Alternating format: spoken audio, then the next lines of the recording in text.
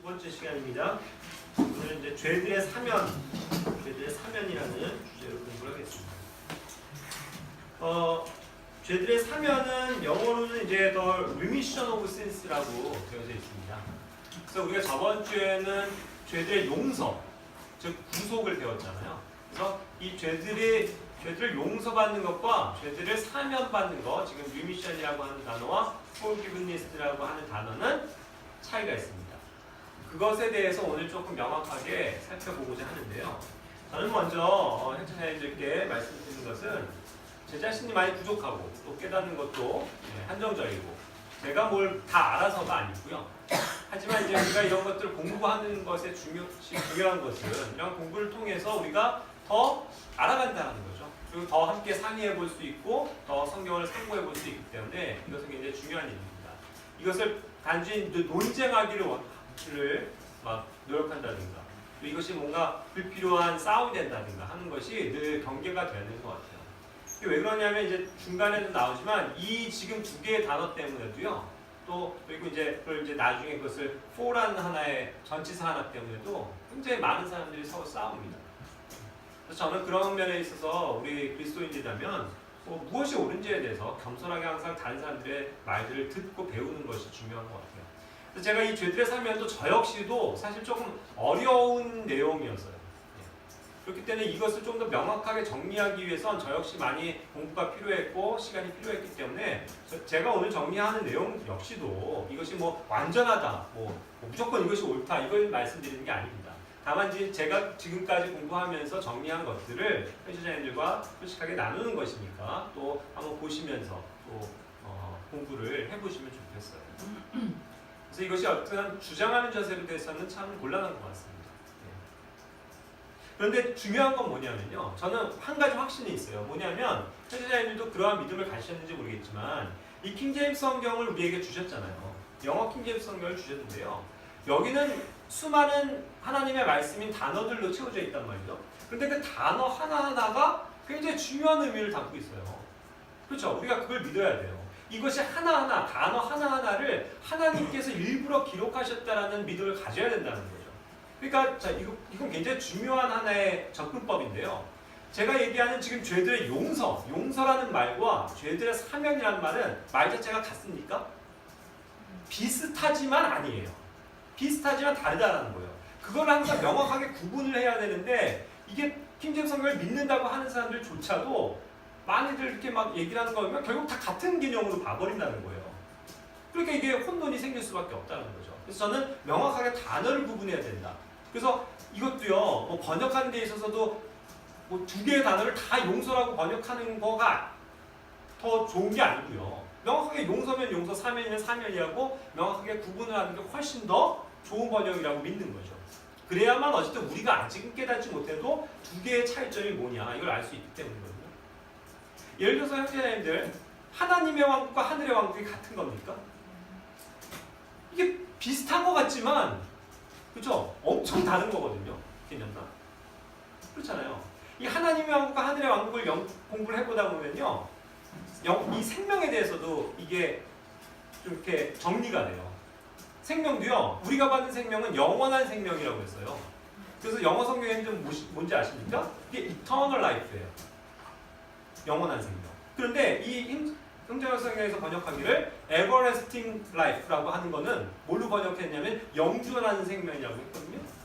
그러면 말 비슷하죠? 둘 다 영원하다라는 뜻으로 everlasting, eternal이 다 쓰여요. 하지만 킹제임스 성경이 그것을 eternal life와 everlasting life로 나눠놨다면 거기에 분명한 이유가 있다는 거예요. 우리는 그렇게 접근을 해야 된다는 거죠. 그런데 그거를 다 같은 거다라고 해버리니까 킹제임스 성경을 믿는다고 하면서도 단어에 대한 부분이 없으니까 여러 가지 혼동 그리고 또 서로 싸움 그런 것들이 생길 수 있다는 거예요. 그래서 저는 이 두 가지 지금 죄들의 사면과 용서가 다른 주제다라는 걸 먼저 전제로 말씀드립니다. 자, 일단 죄들의 사면은요,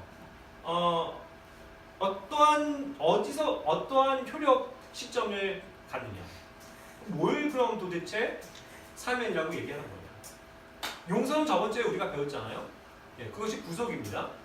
예수 그리스도의 피로 인해서 우리를 구속하셨죠. 죄를 용서하셨어요.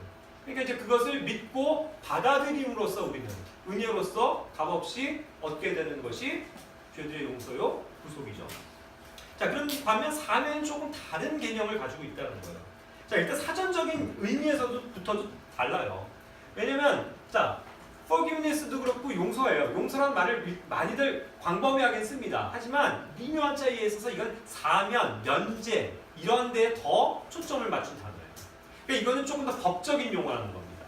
자, 보세요. 어떤 사람이 잘못했어요. 제 자녀가 아빠 잘못했어요. 용서해 주세요. 그래 내가 너 용서할게. 이러한 개념은 정말 그냥 말 그대로 용서인데요. 사면이란 말을 붙이지 않는데요. 그래 내가 너를 사면하노라. 이건 아니거든요. 그거는 법적인 용어라는 거예요. 그래서 이게 어떤 죄의 형기를 단축시켜주는 데 있어서 사면이 있죠, 실제로. 뭐 대통령 특별 사면하면 석방이 되잖아요. 그런 것처럼 굉장히 법적인 용어라는 거를 우리가 알 수 있고요. 노동이나 채무 등에 있어서도 뭔가를 경감시켜주고 면책시켜주는 거 있죠. 파산한 거를 다시 회복시켜주는 거. 이런 것들이 다 리미션이라는 단어를 사용하고 있는 거예요. 그러니까 단순히 그냥 용서한다라는 어떤 마음에서 일어나는 용서의 개념과 아주 법적으로 딱 선언해버리고 그것을 죄를 없애주는 사면은 조금 미묘한 차이가 있다는 거죠. 그것을 우리가 먼저 이해해야 된다는 거예요. 그래서 이 리미션이라는 단어는 성경에 이제 신약 성경에만 10번이 등장합니다. 12절. 자, 우리가 이것도 굉장히 중요하죠. 성경 공부를 함에 있어서. 우리가 성경을 늘 부지런히 찾아봐야 되는 이유가 그거예요. 우리 많은 형제들이 막 말씀을 전달할 때 어떠한 단어 얘기하면서 이것이 처음 등장하는 구절이 어딘지 아십니까? 하면서도 많이 소개하죠. 그게 중요해요. 왜? 하나님이 처음에 그 단어를 사용하셨을 때 거기에서부터 굉장히 하나님께서 명확하게 우리에게 개념을 설명해 주시기 때문이거든요. 그렇죠? 자, 그런데 어떠한 단어가 신약엔 있고 구약엔 없습니다. 그리고 어떠한 단어가 신약엔 없고 구약에만 있어요.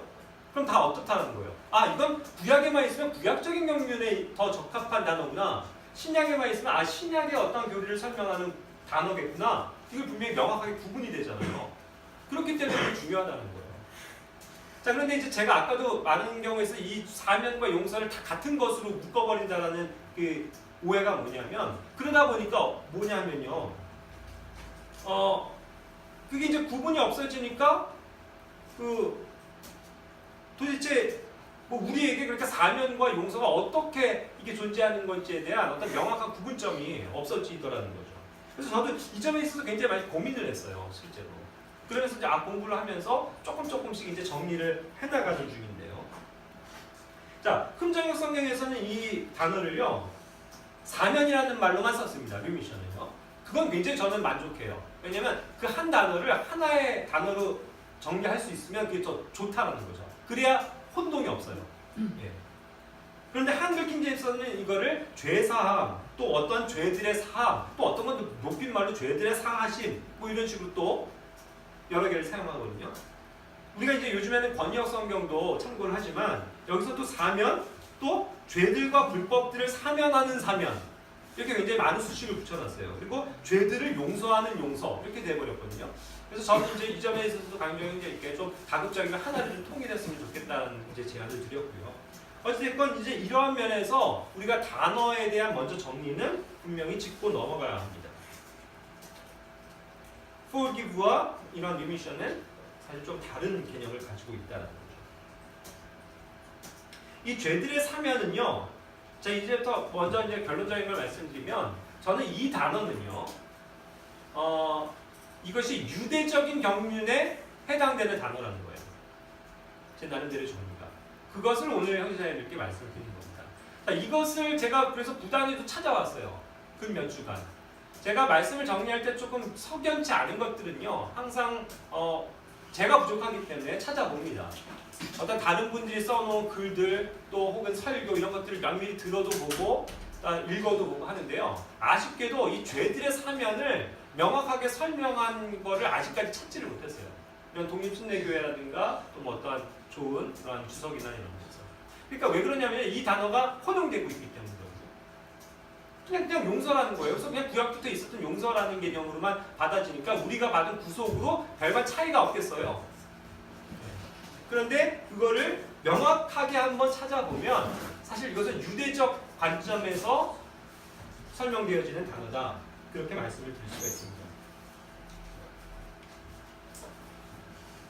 자, 사면은요, 어떤 기록에서 전과가 사라지는 걸 뜻해요. 완전히 그래서 지난 날들의 죄가 사라진 겁니다. 그래서 이것은 하나님께서 일방적으로 없애시는 거거든요. 우리가 뭘 어떻게 해서가 아니고 결국은 또 일방적인 거죠. 그런데 이제 문제는 뭐냐, 누구를 대상으로 한 사면이냐라는 거예요. 그게 저는 유대인을 위해서 지금 주어진 것이고 이야기하고 있는 것이다 라고 생각한다는 거죠. 그러니까 이 죄들의 사명과 우리가 저번 주에 배운 우리 모든 신약 교회가 오늘날 믿어서 구속받는, 죄들의 용서를 받는 그 용서와는 지금 다른 것으로 조금 생각해야 된다는 것을 설명을 드리는 겁니다. 이게 나중에 이제 10구절을 나온다고 했는데 그 마지막에 나오는 로마서를 제외하고는 모두 유대적인 경륜에서 설명을 하고 있습니다. 그 단어가요, 실제로. 그래서 우리는 엄밀히 말해서 결론적으로 말씀드리면 죄들의 사명을 받았다라는 표현보다는요, 정확하게 우리는 죄들의 용서를 받았다라고 하는 게 맞다라는 겁니다. 그래서 우리는 구속을 받은 사람들이에요. 죄들의 사명을 받은 게 아닙니다. 물론 이제 죄들의 용서로 인해서 죄들의 사명까지도 다 된 상태죠. 그래서 여기도 제가 표현해놨지만 이 용서라는 건요, 하나님께서 우리를 다 용서하신 것은 이미 그 사면되어진 것까지 다 포함하는 개념이에요. 그러나 유대인들은 아직 제가 여기다 명확하게 선을 그어놨는데요. 아직 유대인이 이 완전한 지금 신약교회, 유대인과 이방인이 하나 된 그 신약교회의 관점에서 봤을 땐 아직까지는 이것이 와 있지 않은 거거든요. 예수 그리스도의 죽으심과 부활을 기점으로 해서요. 또 교회가 탄송하는 것을 통해서요. 그래서 보시면 유대인과 교회가 다르잖아요. 그 대상 자체가 다르잖아요. 성경이 항상 얘기하는 바가. 그래서 이게 유대인을 위한 말씀이냐 아니면 교회를 위한 말씀이냐를 구분짓는 건 굉장히 중요합니다. 그런데 이게 성경을 공부하면 공부할수록 어려운 게 이 두 가지가 사실 혼용이 되거든요. 이게 같이 설명이 되고 있거든요. 그러니까 어려운 거예요. 그래서 성경을 공부하시는 분들이 다 하나같이 얘기하는 성경에서, 신약 성경에서 가장 어려운 책 3가지를 든다면 뭐라고 그러죠? 일단 마태복음을 얘기해요. 왜냐하면 마태복음은 구약과 신약이 중첩되어 있어요. 이 과독이라는 말의 표현은요, 다시 말하면 중첩입니다. 이게 하나가 딱 끝나고 끝난 시점 완전히 없어지고 또 다른 게 새롭게 생기는 게 아니잖아요. 이게 같이 가면서 서서히 바뀌는 거잖아요. 그러니까 오버랩이 된다는 거예요. 중첩이 돼요. 그러니까 이걸 둘 다 동시에 살아가는 사람들이 있기 때문이죠. 그렇죠? 그러니까 신약적 경륜과 유대적 경륜이 혼용되어져 있는 게 마태복음. 그러니까 어려운 거죠. 또 하나 어렵다고 하는 게 또 사도행전이에요. 오히려. 이거는 또 뭐예요? 네. 또 유대인과 이방인에 중첩되어 있는 거예요. 그 과도기적인 걸 다루고 있는 거거든요. 그래서 전반부가 다르고 후반부가 다르죠. 그래서 넘어가는 시점에서 여러 가지 갈등과 과도기적인 측면들이 있어요. 또 마지막으로 어렵다는 게 이제 히브리서거든요. 근데 히브리서 또 어떻습니까? 결국 이것이 미래적으로 또 일반 이스라엘과 환란 성도 혹은 교회와 환란 성도에 대한 대비를 또 보여주고 있거든요. 그래서 그것이 중첩이 돼요.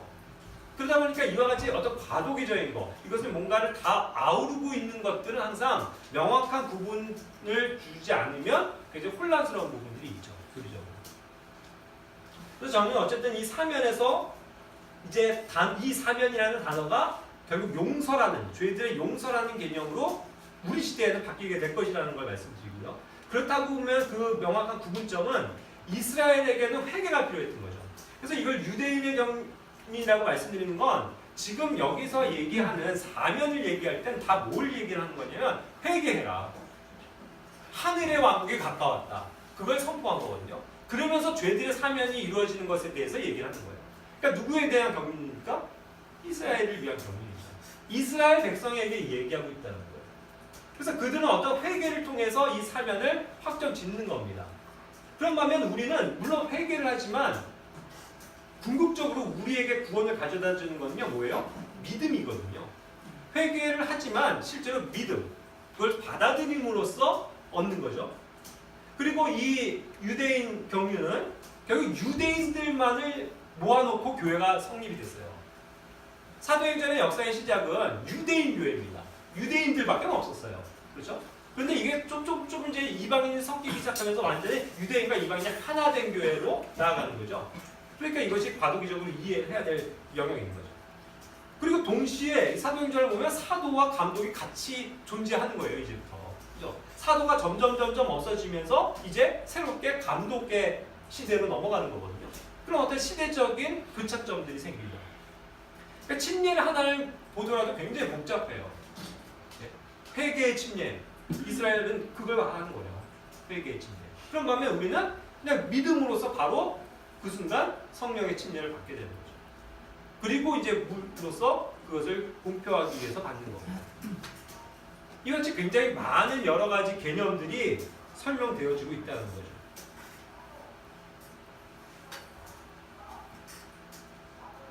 그래서 죄들의 사면은 어디까지나 하나님의 율법을 어기고 죄들로 돌아선 그 이스라엘을 위해서 주어진 것이라는 것. 이방인인 우리는요, 아예 하나님 앞에서 죄진 게 아니라 이스라엘 어차피 밖에 있는 사람들로서 하나님 밖에 존재하던 사람들이었다는 거예요. 그러니까 어차피 죄 속에서 태어나서 실컷 죄 짓고 살다가 하나님도 모르는 그런 상태로 죽어가는 그런 존재들이었던 거죠. 그러니까 하나님께 죄를 용서받을 뭐 일도 없었던 거예요, 사실은. 어차피 그렇게 죽고 심판받는 거니까요. 하지만 유대인은 달랐다는 거예요. 유대인들은 원래부터가 하나님의 아들들이었고 하나님의 아들들로 살아가는 거죠. 그런데 그들이 죄를 지은 거예요. 그런데 문제는 돌이킬 생각을 안 해요, 얘네들이. 그러니까 하나님이 이제는 안 되겠다. 얘네들 죄를 일단 사면해줘야 되겠다. 왜요? 그냥 놔둬서는 안 되니까. 목이 너무 곧아서 그냥 놔뒀다가는 안 되니까 하나님께서 이제 죄들의 사면을 가져다 주시겠다고 하는 거죠. 그래서 그 근거가 바로 그들의 왕으로 오신 하나님의 아들 예수 그리스도입니다. 그래서 주님 예수 그리스도께서 오심으로써 이제 이 사면의 문제를 그 이스라엘 백성에게 가져다 주시는 거죠.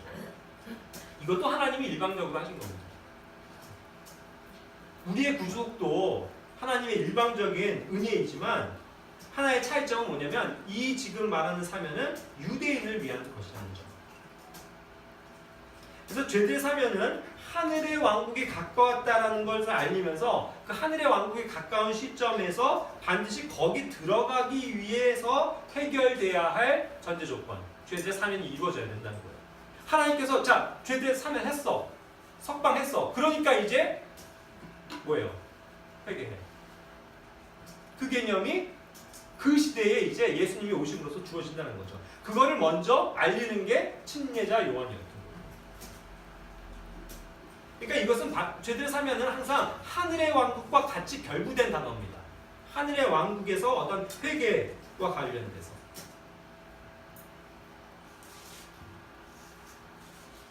자, 이러한 것을 이제 전제로 말씀을 드리면서 제가 말씀을 10구절을 한번 찾아보겠습니다. 다 같이 한번 기록하시고요. 첫 번째로가 히브리서 9장 22절 말씀을 먼저 찾아보겠습니다. 순서적으로는 뒤지만 히브리서 9장 22절이요. 자, 일단은 제가 참고하시라고 위에는 그냥 우리가 지금 읽고 있는 흥정이고요. 두 번째는 한글 킹제임 성경이고, 세 번째는 번역 성경입니다. 당연히 일단 우리는 흥정역 성경으로 읽을 텐데요. 9장 22절입니다. 읽어볼게요. 율법에 따라 거의 모든 것이 피로써 깨끗하게 되느니 피 흘림이 없음즉 사면이 없느니라. 선생님들이 아셔야 될 것은 히브리서 역시 결국 말 그대로 히브리 사람들을 위한 거예요. 그죠? 히브리, 결국 이스라엘, 유대인과 관련되어져 있다는 거죠. 그러니까 이것이 우리 시대에 지금 당연히 적용이 되고 주신 말씀이긴 하지만 엄밀히 따져서는 이 신약 교회와 환란 성도 간의 어떠한 교차점을 가지고 있는 거기 때문에 그런 점에서도 항상 우리는 생각해 봐야 된다는 거죠. 자, 여기서도요. 왜 이것이 유대적 관점에서 해석을 해야 되냐 하냐면 결국 지금 율법에 대한 문제를 얘기하는 거예요. 율법에 따라서 피로써 깨끗하게 되는 게 있다. 그래서 피 흘림이 있어야 이제 사면이 있다라는 거를 얘기를 하는 거거든요. 그렇죠? 자, 그럼 율법에 따라서 피 흘려서 사면하는 거, 그게 저번 주에 배웠었죠. 무슨 단어라고요? 구약에서는 많은 단어가 있지만 네? 구속이라는 말도 썼지만 그걸 더 명확하게 한 게 뭐냐면 속죄라는 단어를 쓴다고 했죠. 그게 속죄예요. 지금 속죄에 대해서 설명하고 있는 거예요. 그래서 속죄 제헌물에 대해서 지금 설명하고 있는 장이거든요. 그래서 거기서 지금 율법을 얘기하고 예전에 있었던 속죄를 얘기를 하는 거예요. 그런데 이제 그것이 어땠느냐를 이제 설명을 하는 거죠. 유대인들에게. 거의 모든 것이 그렇게 해서 깨끗하게 됐다. 자, 여기서 또 보세요. 거의 모든 거예요. 그러나 완전할 수 없는 거죠. 그래서 어쨌든 이런 율법에 의해서 피에 의해서 사면되어지는 원리를 그 구약의 속죄를 통해서 지금 설명하고 있다는 거죠. 그러니까 이 사면 또한 반드시 전제가 돼야 되는 건 피예요. 나중에 이제 마지막에 읽어볼 마태복음 말씀과도 연관이지만 피로써 사면도 이루어지는 겁니다. 그러니까 이제 이 사면도 그럼 시점이 뭐냐에 대해서도 이제 궁극적인 아주 논란이 많은데요. 그것이 어쨌든 좀 이따가 설명되어질 겁니다. 반드시 피가 전제가 돼야 됩니다. 두 번째로는요, 히브리서 10장 18절 말씀 읽어보겠습니다. 이제 이것들의 사면이 있는 곳에서는 다시는 죄로 인한 허물이 없느니라. 자, 그런데요, 제가 여기다 적어놓진 않았는데 히브리서 20장 17절 말씀이 또 중요해요. 28절 앞에 있는 17절. 17절 제가 읽을게요. 또 내가 그들의 죄들과 불법들을 다시는 기억하지 아니하리라 하셨느니라. 이게 지금 사면에 대한 하나님의 교리를 설명하고 있는 거예요. 죄와 불법들을 다시는 기억하지 않겠다. 그게 사면이라는 거예요. 기억에서 없애버리는 거예요. 그래서 지금 하나님 입장에서 보면 내가 그거 이제 안 따져. 이렇게 나오시는 거죠. 그게 사면이에요. 그런데 여기서도 17절에도 그렇지만 그들의 죄들과 불법이라고 있거든요. 그럼 그들이 누구예요? 여기서 설명하고 있는 바가 유대인들이거든요. 유대인들의 이 구원과 관련돼서 속죄와 관련돼서 지금 사면을 설명하는 거죠. 너희들의 유대인들의 죄와 불법을 이제 내가 다시 기억하지 않겠다라고 제시하시는 게 사면의 원리인 거죠. 그래서 이제 더 이상 죄로 인한 헌물, 즉 그때도 얘기한 것처럼 속죄 헌물 들을 필요가 없다라는 거죠. 그것을 설명하고 있는 거고요. 그 다음에 누가복음 1장 77절. 누가복음 1장 77절. 제가 읽을게요. 그분의 백성에게 그들의 죄들의 사면을 통하여 구원을 얻게 하는 지식을 주니. 여기서는 죄들의 사면을 통하여 말미암아이라는 이제 마이라는 전치사를 썼죠. 그것에 의해서라는 거예요. 그래서 죄들의 사면에 의해서 이제 새로운 어떤 구원의 방법을 하나님께서 제시해 주신다는 거죠. 그러한 새로운 지식을 주신다는 거예요. 그들에게. 대상이 있죠? 누구요? 그분의 백성에게.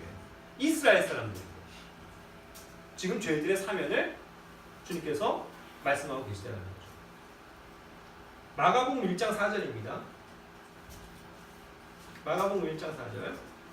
요한이 광야에서 침례를 주고 죄들의 사면을 얻게 하는 회개의 침례를 선포하며 그랬습니다.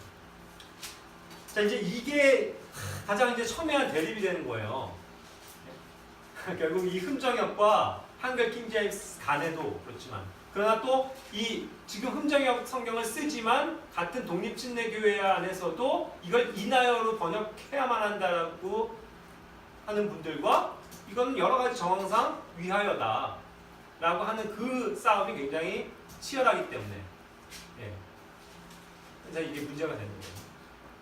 근데 이제 저는 그런 것들이 그리스도 안에서 싸울 필요가 없다는 생각이 들어요.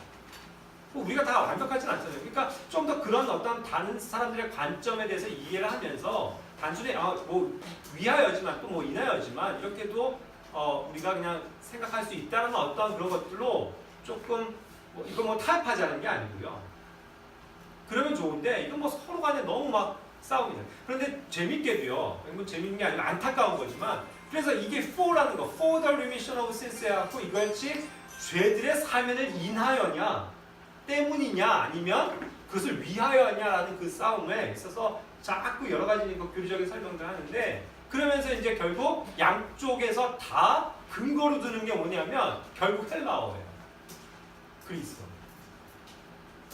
너무 웃기지 않아요? 이 한글 킹제임스에서도요. 이게 4가 이나여로 번역돼야만 맞다 하면서 그걸 구구절절 설명하는 걸 헬라어를 붙여서 설명을 해요. 헬라어가 이런 걸 지지해준다 이렇게 설명을 하는 거예요. 관심 있으면 나중에 찾아보세요. 이송호 목사의.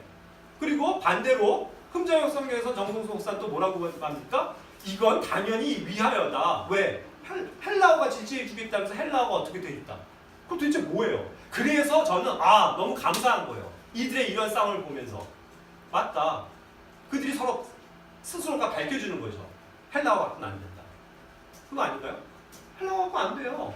서로 얘기가 다르잖아요. 그러니까 개혁 성경을 쓰는 사람들도 헬라어 가지고 얘기하고 있는 거예요. 히브리어가 어떻고 저쩌고.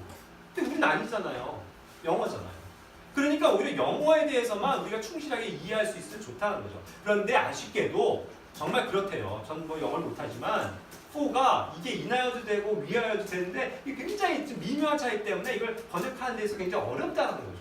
그걸 우리가 인정한다면 그렇게 어려워서 또 이렇게 번역을 하셨군요. 뭐 그런 점에서 그렇게면 되는데 그걸 단순히 어떤 교리적인 걸로 가갖고 막 서로 싸우고 그러면서 결국은 결론도 안 내려지는 상태에서 결국 헬라어만 양쪽 진영에서 다 제시하고 있어요. 전 이런 것이 굉장히 조금 위험한 생각이라고 생각합니다. 그리고 이건 좀 별개의 얘기지만요. 그런 점에서 우리가 그래서 킹제임스 성경을 믿는 사람들은 영어 킹제임스의 권위를 둬야 되고요. 그래서 히브리어와 헬라어에 대한 어떤 생각은 좀 간접 버려야 되고요. 또 하나 뭐냐면 이건 뭐 물론 또 저의 극단적인 생각일 수도 있겠습니다만 옥스퍼드 사전이라는 거에 어떤 권위를 두는 것도 그래요. 왜냐하면 1611년에 이와 같은 단어를 썼을 땐 이와 같은 의미였다라고 해서 옥스퍼드 사전을 얘기하잖아요. 근데 아쉽게도요. 리플레니시 같은 단어가 옥스퍼드에 그렇게 기록이 돼 있기 때문에 다시라는 거를 덮어두는 교리가 생기는 거예요. 얼마나 아이러니합니까? 그러니까 우리가 뭐 영어 사전이 어떻고 이런 거보다는요. 우리는 철저하게 자체 성경이 증거해주는 바를 항상 공부하고 거기서 백업을 얻고 정리합니다. 그것이 가장 안전한 방법이라는 생각이 들어요. 그래서 어쩌면 좀 이렇게 결부가 됐었기 때문에 설명을 드린 겁니다. 제가 뭐 그분들을 뭐 비판하고자 함이 아니라 그만큼 이게 첨예하고 어려운 문제더라. 그걸 설명드린 겁니다. 그래서 이제 우리도 그렇기 때문에 이게 정말 뭘까 한 거에 대해서 한번 진지하게 고민해봤으면 하는 생각이 듭니다. 자, 이 For the Remission of Sins는 그래서 어려워요. 이것을 죄들의 사면으로 인해서냐. 자, 인해서라고 하면요. 이미 다 됐으니까 인해서죠. 죄들의 사면이 이루어졌으니까 그것 때문에 회개의 침례도 받는다 이 뜻이 되는 거고요. 위하여로 번역되면 죄들의 사면을 받기 위해서 회개의 침례가 필요하다라는 거가 되는 거잖아요. 그러니까 이제 그게 첨예한 대립이 되는 거거든요. 그러면서 이제 근데 뭐 그걸 좀 알지도 못하면서 공격하는 거는 그래서 침례가 꼭 사면을 가져다는 것처럼 오해하게 만든다 이런 식으로 비판을 하는 거예요. 근데 그건 아니라는 건 분명하죠. 지금 이 흠정역이 그렇게 번역한 것도요. 뭐 침례받아서 사면 받는다 이걸 얘기하는 게 아니고 그것을 위해서 필요한 게 회개다라는 걸 강조하기 위한 거거든요. 이제 그런 걸 좀 폭넓게 이해를 할 필요는 있습니다. 자, 어쨌든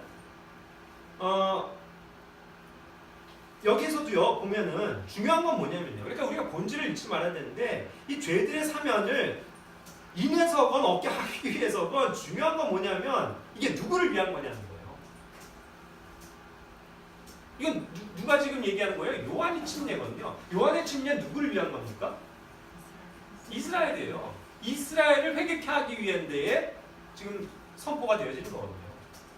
그 경륜을 이해를 하면 그게 그렇게 크게 중요한 문제가 아니잖아요. 우리에게 있어서는. 그렇죠? 그리고 어쨌든 침례는 늘 결과입니다. 회개의 침례를 얘기하지만 이게 침례를 받아서 회개가 동시에 일어난다는 개념이 아니잖아요.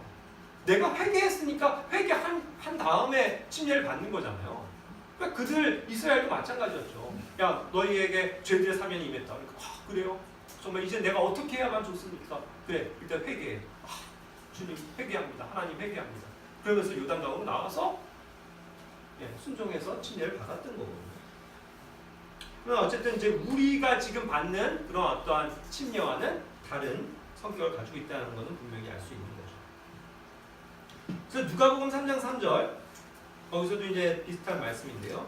요르단 부분에 온 지역으로 가서 죄들의 사면을 어떻게 하는 회개의 침례를 선포하였다. 한글 킹제임스는 죄들을 사함 받은 것으로 인해서 회개의 침례를 전파했다. 어쨌든 중요한 것은 그들에게 이스라엘에게 주어진 지금 하나의 사인이었다. 그것을 이해하면 됩니다.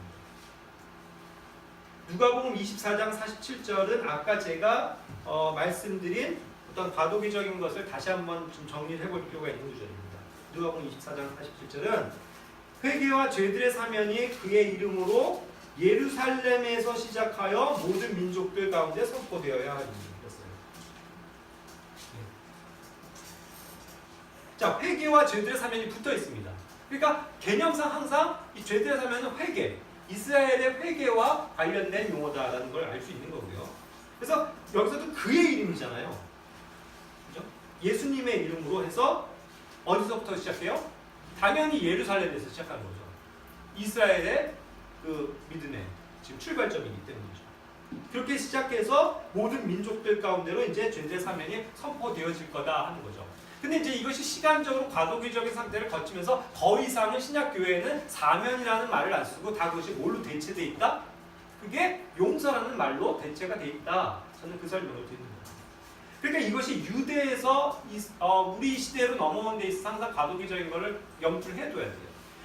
사도행전 1장 8절 말씀에서도요. 오직 성령이 우리에게 이제 임했을 때 어떻게 하라고 그랬죠?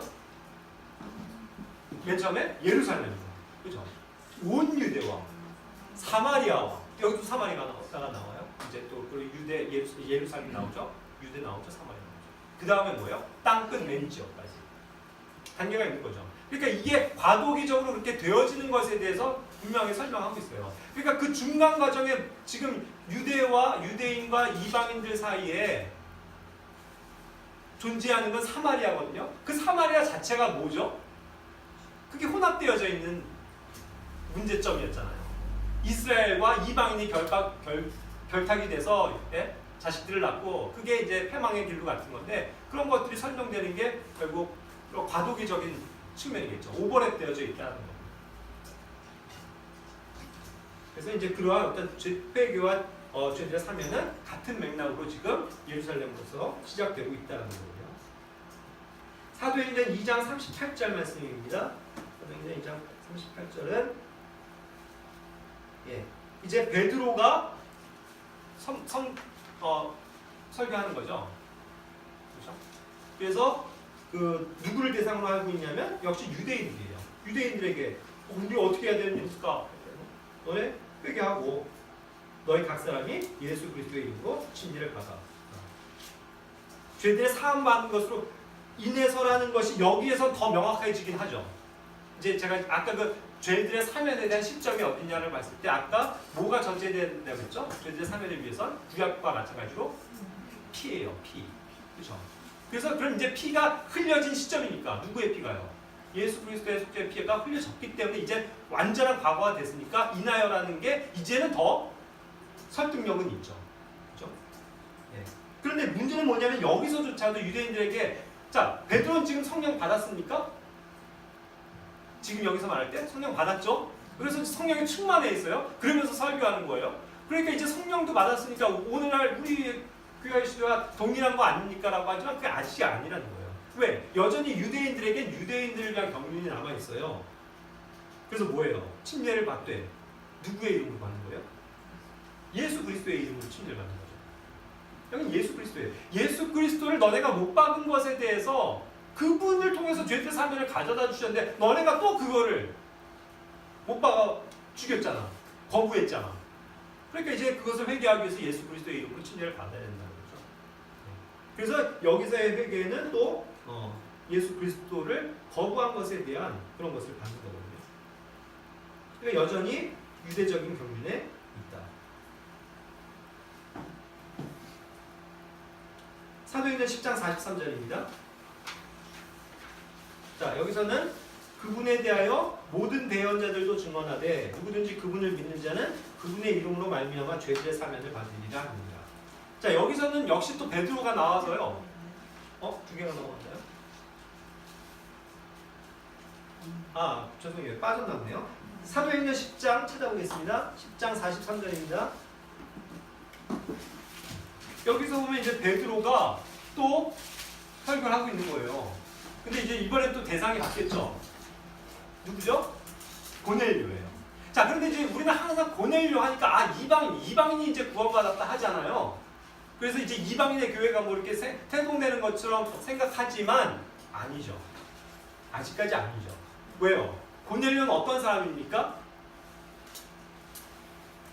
이방인인 건 맞지만, 그렇죠? 로마의 백부장이지만 그는 여전히 유대적 경륜이에요. 왜 그렇습니까? 그는 지금 예수 그리스도를 알아서 저기 한 게 아니고요. 그가 선한 행위로 그 이스라엘 민족들을 사랑하고 돕고 그러면서 하나님을 경배할 줄 아는 사람이었던 거예요. 마치 예전에 이디오피아 내시가 경배하러 왔던 것처럼 개종한 유대인들은 다 그랬거든요. 유대인들의 그러한 종교를 다 받아들이고 여호와 하나님을 인정했었던 사람들은 다 이랬어요. 그들이 결국 구원받을 수 있는 확률이 높았죠. 결국 그러한 가운데서 지금 설명이 되고 있는 거죠. 자, 그러나 이제 순서는 이방인이기 때문에 이제 완전히 성령이 그러한 말씀 가운데서 부어지는 거죠. 자, 그런데 재밌게도 여기서 모든 대언자들도 증언했다고 했어요. 모든 선지자들, 모든 예언자들이 말한 바가 그분을 믿는 자 그분의 이름으로 말미암아 죄들의 사면을 받는다. 이것을 다 이야기한 거다라고 베드로가 지금 얘기하고 있거든요. 그런데 그 구약에서 어떠한 선지자들이 어떠한 대언자들이 이걸 다 증거했는지 다 저게 모든 증언했다는데 그런 내용이 있나요? 실제로는 없어요. 이건 인용이 아니에요. 실제로 그렇게 누군가가 얘기한 이 구조는 없다고요. 결국 그건 뭐냐면 성령님에 의해서 베드로는 안 거죠. 이제 깨달은 거죠. 결국은 모든 구약에 있었던 선지자들, 대언자들의 한 내용이 이거였구나. 결국 그들의 대언을 하나로 정리하자면 뭐라는 거예요? 예수님. 앞으로 오실 그 예수님. 그들은 몰랐죠. 예수라는 이름도 몰랐고 하지만 그들이 기다리던 메시아, 그리스도. 결국 그분을 통해서 그분을 믿는 것으로 이제 죄들의 사면을 받는 거구나 하는 그 메시지를 사실 다 포함하고 있었다는 걸 얘기해 준 거예요. 어쨌든 여기에서는 우리는 아예 이제 그 죄들의 사면이 다 되어진 상태로서 그걸 이제 받는 거잖아요. 자, 여기서도 근데 사면을 받는다라는 표현을 썼어요. receive. receive라는 말은 그때도 우리가 요한복음 1장 12절에서도 이야기했지만, 그죠? 영접한다라는 말로도 썼지만 받아들이는 거잖아요. 예수님께서 하신 걸 그냥 받아들이는 거예요. 그렇듯이 죄들의 사면도 그들이 이제 받아들이는 거라는 거죠. 그전에는 자기들이 속죄를 해야 됐어요. 그러나 이제는 받아지는 거라는 거죠. 그래서 그런 것들을 설명하고 있었던 거죠. 그러다가 이제 성령이 임한 그런 특별한 케이스에 대한 사건이에요. 그래서 고넬료도 역시 어떤 개종한 유대인 혹은 유대인들을 사랑한 그러한 어떤 신실한 사람으로서 교회에 포함시킬 필요는 없다는 거죠. 이건 나중에 나아가서도 되게 중요해요. 왜냐하면 로마 교회의 문제가 그거였거든요. 제가 마지막 로마서 말씀 설명하면서 구현드리겠습니다. 그러니까 이제 베드로도 이제 이 사건을 계기로 해서 이제 이방인들도 하나님께서 우리처럼 사면을 가져다 주시고 구원을 해주시는구나. 이걸 이제 이해하게 되는 시점에서 지금 설명이 되고 있는 거죠. 자, 마태복음 26장 28절입니다. 마태복음이 빠졌습니다. 마태복음 26장 28절이에요. 다 같이 한번 읽어볼까요? 이것은 죄들의 사명을 없게 하고 많은 사람들의 날이 곧 빛의 상속이다. 자, 아까도 히브리서 말씀을 토대로 해서 사면이라는 것 역시 피가 필요하다는 걸 말씀드렸죠. 그래서 지금 이제 최종적으로 예수님이 그 죄들의 사면에 대한 문제를 언급하시면서 피를 얘기하시는 거예요. 그런데 그 전에 있었던 속죄, 동물들의 속죄의 피가 아니고요. 이제 뭐다? 누구 피다? 내 피다. 나의 피라는 거예요. 나의 피. 그리고 이것이 이제 새 상속 원약이 된다. 그거를 이제 말씀하시는 거거든요. 그러니까 이제 그 피가 곧 흘려지게 되잖아요. 그럼 흘려지게 된다는 측면에 있어서는 여기 흥정역이 번역한 것처럼 죄들의 사면을 얻게 한다라는 표현도 우리가 이해할 수 있잖아요. 그죠? 그런 관점에서. 그걸 가지고 뭐 이나여가 돼야 되는데 뭐 이렇게 해갖고 너무 싸울 필요가 없다는 생각이 저는 든다는 겁니다. 어차피 이제 그 죄들의 사면을 확정 지어주는 그 피가 이제 흘려지기 때문이죠. 그렇지 않으면요, 이 피에 지금 마지막 주님께서 흘리시는 피로 죄들의 사면을 결부시키지 않으면요, 뭐 그럼 예수님이 탄생하신 것부터 사면이 이루어진 건 아니잖아요. 자동적으로 되는 건 아니잖아요. 이제 그 정확한 효력의 시점은 반드시 피가 흘려져야 되는 거니까 맞는 표현일 거다. 그죠? 그런데 이제 제가 왜 이 설명을 또 중요하게 드리냐면요, 이 지금 얘기에 이 피, 이게 여기서도요, 많은 사람을 위하여라고 했죠. 많은 사람을 위하여. 그죠? 왜 모든 사람을 위하여가 아니고 많은 사람일까요? 그게 차이가 있다는 거예요. 모든 사람이면요, 우리 같은 사람들도 다 포함이 되는 거죠. 그런데 여기서 지금 설명하는 바는 많은 사람들을 위하여 흘린 피라는 거예요. 그래서 저는 그것이 유대적인 경계로서 이스라엘을 위해서 흘려주는 피이기 때문에 지금 예수님이 설명하시는 1차적인 이유는요. 그래서 많은이 맞다는 거예요. 그죠? 그런데 이제 나중에 그의 피는 모든 사람들을 씻기시죠? 그것이 이제 구속으로 이어지는 거고 죄들의 용서가 이루어지는 겁니다. 그런데 이 아주 미묘한 차이지만 이 표현이 지금 이제 우리가 자주 언급하는 고린도전서 11장 23절, 24절로 가면 이 표현이 지금 어떻게 되는 거예요? 빠져 있는 거라는 거예요. 빠져 있어요. 이것은 진짜 실제로 우리 이방인들로 모여져 있는 교회에게 하시는 말씀입니다. 이방인과 유대인이 하나가 되는 교회, 실질적인 신약교회.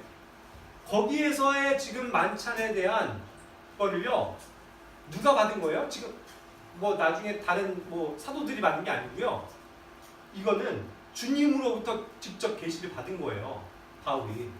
그래서 지금 썼잖아요. 내가 너희에게도 전해준 것은 내가 주께 받은 것이니. 주님으로부터 직접 받았다고요. 그런데 그 주님께 받았는데 주님이 말씀하신 건데 마태복음에서 주님께서 이것은 나의 피다 하면서 죄들의 사면을 위한 거다라고 말씀하셨는데 그 내용이 빠져 있다는 거예요. 그러니까 이제 더 이상은 죄들의 사면이라는 개념이 아니고 골로새서 1장과 에베소서에서 1장에서 얘기하는 것처럼 구속, 우리 모든 사람들에게 흘려주시는 피, 죄들의 용서 의 시대로 바뀌었기 때문에 더 이상 그 단어는 보이질 않는다는 거죠. 저는 그렇게 생각이 돼요. 그래서 이것이 이제 마태복음 26장에 있는 그 구절보다는 우리 신약교회에게는 이 고린도전서 11장 23절, 24절에 있는 바울에게 제시된, 바울이 우리에게 전해주고 있는 그 주님의 만찬의 개념. 죄들의 더 이상 사면이 아니고 그 죄들의 사면까지 포함해서 모든 게 다 용서되어진 구속. 그거를 우리는 높여드리는 거죠.